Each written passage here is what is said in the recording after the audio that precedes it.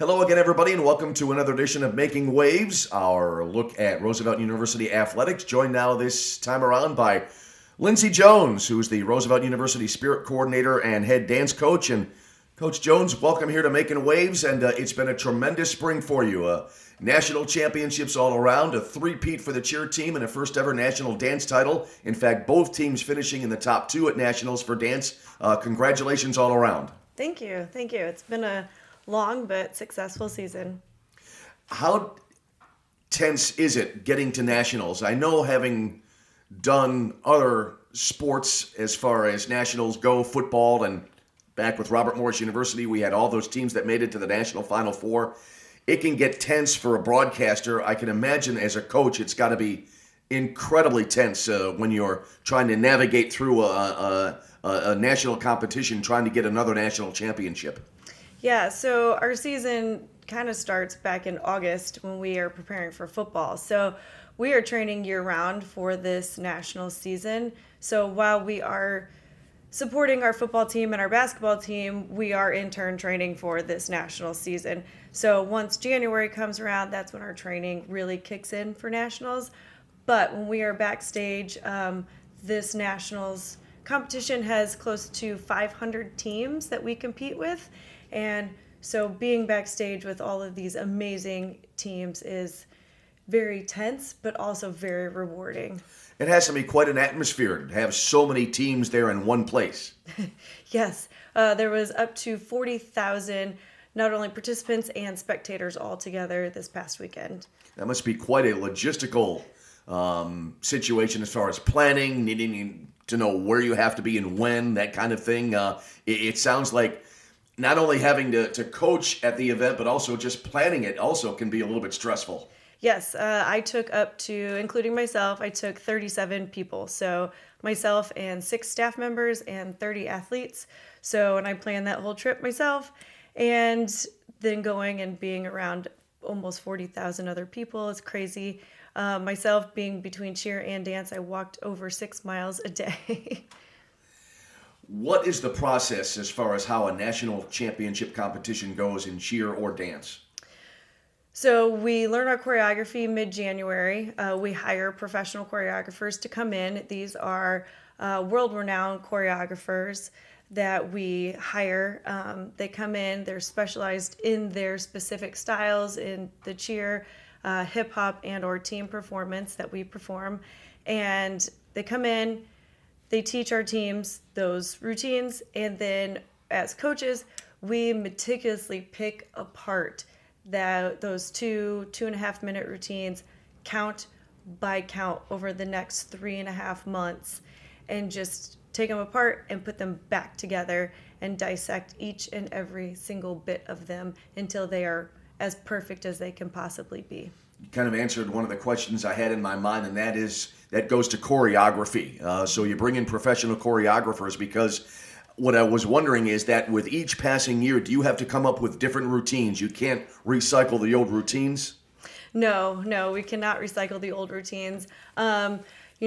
Myself and my coaching staff, we have a vast background in choreography and coaching. However, we understand that that is not our niche, and that if we really want to take these programs to the next level, we have to hire the professionals, and that is, their profession. And so we pay for them to come in and create these amazing routines for these athletes. Mentioned you had a little bit of a background in choreography yourself.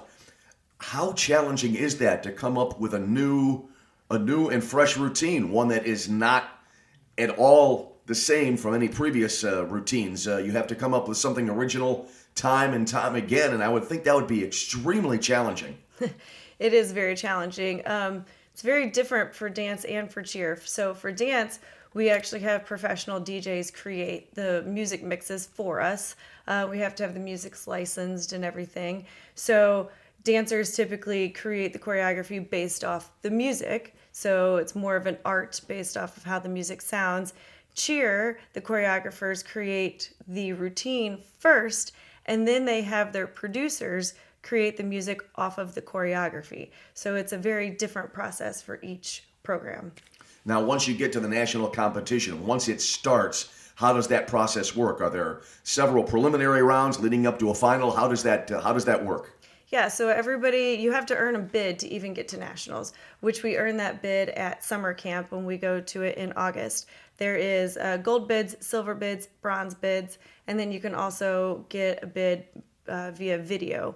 So when we go to summer camp, we get a silver bid, which means we get a discount and we get first come, first serve off of being able to register and things like that. So once we get our bid to nationals, we go and you go to prelims. So everybody gets to go and perform once your 2-minute routine.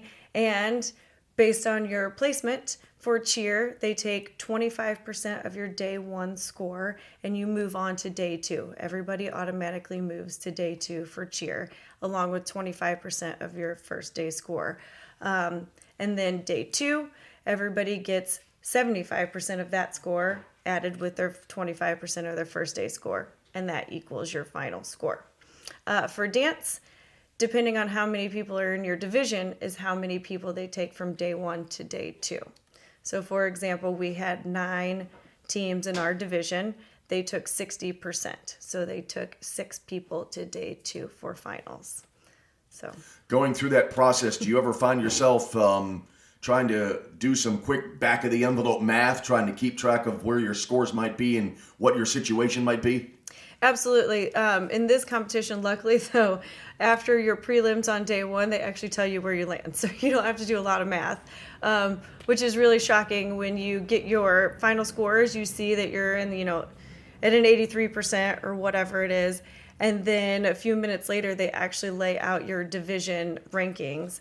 And to see on day one going into day two on both routines that we were in first place was just phenomenal and history making.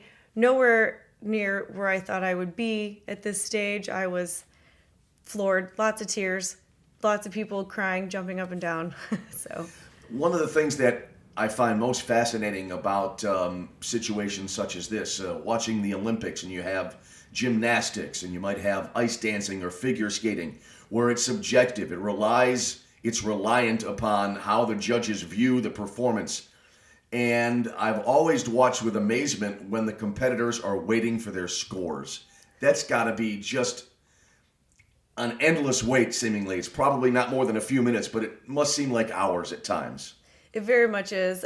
So it was about maybe 10 minutes, but yes, they announce it first, and they announce it in reverse order, which is so painful. So they take 6, and so they announce the 6th person that they took all the way down. So we were the last name that they announced. And when you get there and you're like, well, I guess we're not making it to finals.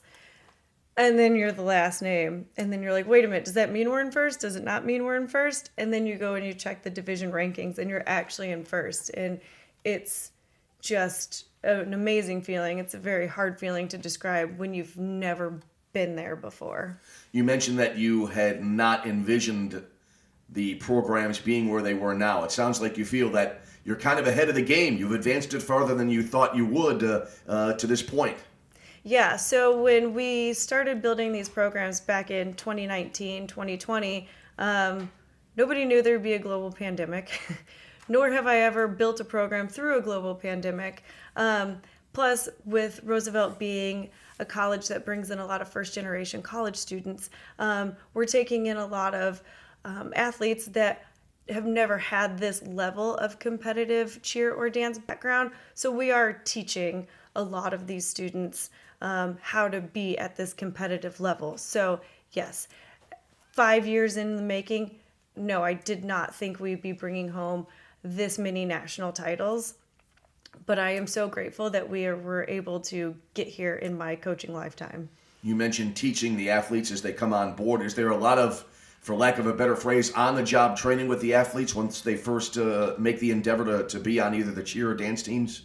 Yeah, so Mike Cassidy has always said, experience is what we're really looking for, the student experience, and I wholeheartedly believe that. If we see a little bit of talent in you, I am more than willing to bring you onto the programs if you're willing to work and have that dedication and that loyalty to our programs, I'm going to teach you whatever I possibly can, because the student experience is a much greater thing for us than talent. So, going back, mentioning the 3 national championships, 3 in a row, I'm just curious, is there more stress for the first one, or is there stress? I'm sure there's stress for everyone, obviously, but when you compare the 3, is there more pressure trying to get that third one or trying to get consecutive championships? I know a lot of athletes might say that once you get the first one, it's easier, but somehow I wonder if that's the case. it is not the case. The first one is great and it's shocking, and you're like, oh my goodness, this is amazing. But having to maintain that is so much more stressful, because the expectation of, quote, hitting 0, which means the cheer team hits their stunts perfectly and there are no bobbles or no falls, and making sure that you're staying ahead of your competition. Yes, that is 10 times more stressful to make sure you're bringing home that second or third championship. Yeah, when you've won 2 in a row and you're going for 3 straight, I suspect that, as you said, there's a lot of pressure, a lot of stretch, because you have to meet those expectations. Absolutely. And the cheer division this year tripled in size. So before it was a much smaller division. This year, it literally tripled in size as far as their competition. So, and they still brought it home with a quite large point gap.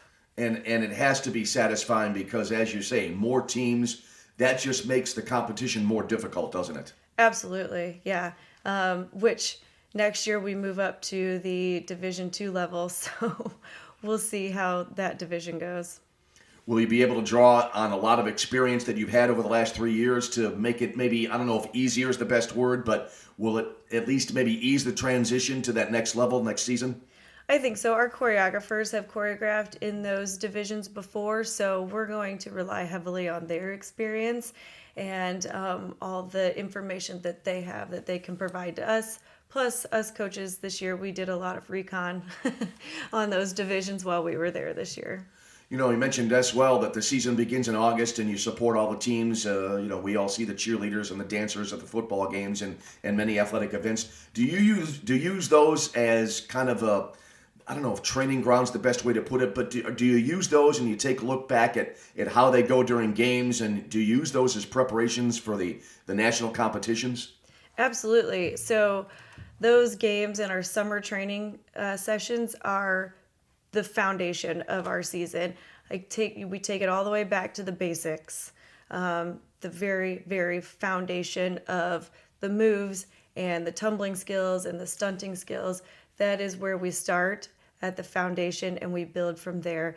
And performing in front of the audiences and doing all of that at football and basketball games, that's just the very foundation of what it's going to take. And it's also an audition for them throughout the entire season, because we don't take all of our athletes to nationals. Not everybody gets this opportunity. So it kind of gives them the opportunity to show us every single day why they deserve to get to go to nationals in April. One thing about the routines, regardless of whether it's dance or cheer, when you get to that level and you're competing for a national championship, they have to be spot on and exact. Everybody has to be identical, almost acting as one. How difficult is that? Because the smallest thing can alter everything, can it? Absolutely. It is very difficult, which is why we have to, once we get our choreography, we take it all apart again. It's very much like a mechanic when you have a car and you take every little piece apart and you put it all back together again to make sure it's working as a well-oiled machine, because everybody has their own style, because they all are individual people and athletes, but you have to mold them and train them to dance or cheer exactly the same way. And that's why we take everything apart and do every single move and every single count over and over and over and over again until they're blue in the face and it looks exactly the same. And that's a testament to the athletes and their level of skill, that they're able to finally hone it down to such a point where, again, they're all acting in unison. And it's probably hard to see mistakes probably when you get to that point when you're at the end of the season, because they might be so subtle. Absolutely. Plus, our eyes get tired. As coaches, we get tired of watching the same thing over and over. So, we do have friends in the same industry that we bring in, and they do us a lot of favors. I have a friend who works for the Chicago Bulls, and she came in this season and she worked with us for a practice. And we have other professional dancers in the industry that pop in every once in a while that help throughout the season. All right, Lindsay Jones, the Roosevelt University Spirit Coordinator and Head Dance Coach, joining us here on this edition of Making Waves. Lindsay, thanks for being with us, and congratulations, and no doubt more success coming your way in the future. Yep, thank you.